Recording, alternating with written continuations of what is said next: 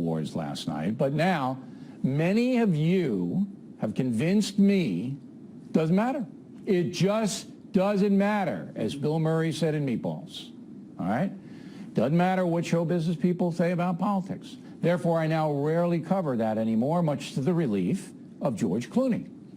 However, the Golden Globes rhetorical fiasco last night, getting a lot of play, and here to analyze it, Tucker Carlson, whose program Tucker Carlson Tonight, as opposed to this morning, moves to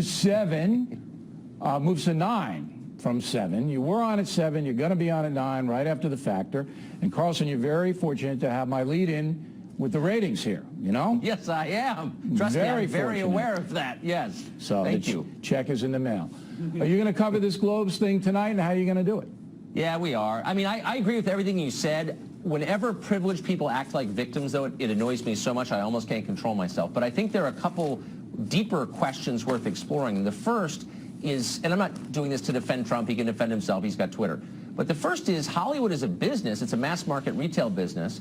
Do they understand their customers? They seem to hate them, which is striking to me. That's maybe one of the reasons Hollywood's in trouble financially. And the second question is, have they learned anything from the election? Like everybody, me, you, everyone watching it, pause the next day and think, wow, what does this mean? I didn't expect this to happen. They haven't. And they've sort of retreated in on themselves and decided the rest of the country is just evil, and that's the explanation. But I think that's worth batting around. I'll tell you what's going on there, Carlson. So write this down for your show, okay? So this is what's going on. For these people, this is a business decision, not a political decision. Doesn't come from the heart. Meryl Streep might be an exception because she's a vowed liberal and, you know, she doesn't have to pander for jobs. They come to her.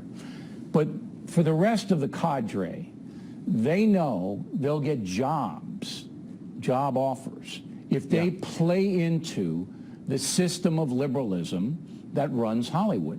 I mean, it's as simple as that. It's a business decision for them. They have to do this, they think, in order to work. And that's what's going on. They may be absolutely right. I mean, it's clearly an insular world, and clearly there's mandatory groupthink, and anyone who doesn't agree with it is cast out. My only point is they need the rest of the country to survive. They're selling a product. So if Apple decided that anyone who bought a Samsung phone should be denounced and attacked, or if the middle of the country was somehow evil and they expressed that, they'd lose business. They would, but people have short memories, and if the entertainment vehicle is entertaining enough, they overlook it. I mean, that's the history of it. But it gets nasty, and this is where I object. You know, Meghan McCain, who's on Outnumbered, some guy, I never even heard of it, I had to ask who this guy was, attacked her because she objected to the Golden Globe fiasco last night. It was a fiasco. I mean, people aren't tuning in to hear your political opinion. If you want to do that, run for Congress, all right? Come on. And then, you know, because Meghan, who's a very nice woman, does this, then it's the guy, you know, uses the F word on her and stuff like that. That nasty stuff, there should be some price to pay for it. But, I mean, it's understandable. If you see politics as a religion, not just a means like most conservatives do, most normal people see it as a thing you have to do in order to secure freedom or whatever. They see it as an end in itself. They've abandoned religion, and this has replaced it. And so anyone who disagrees is not just wrong, he's an apostate. He must be slain. I mean, there's a ritual witch burning. I mean, people, you know what I mean? The stakes are higher for the left than they are for the right, I think. But these people in Hollywood, I know them well. I've had 4 movies produced. Yeah. They're not true believers in the sense. I mean, a guy like Clooney is, and there are some of them are, but most of them are calculators. They calculate what to say, tell you what you want to hear, and that's what they're playing to. All right, Tucker Carlson tonight takes over the 9 o'clock lot. And, of course, in the left, all of their headline was 3 white guys in prime time, O'Reilly, Carlson, and Hannity. The 3 white guys. It's not the 3 amigos, because we could do that, but you can't wear the sombrero anymore, so that's out, okay? It's the 3 white guys. Yeah, I heard that. I mean, can't apologize for my gender. You know what? As the kids are saying now, I was born this way.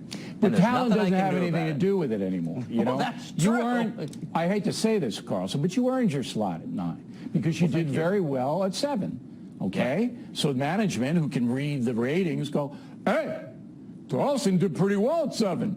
Let's try him at 9. Doesn't matter whether you're white or Chinese. It's about getting people to watch you. Last word. I love your talent imitation. That's awesome.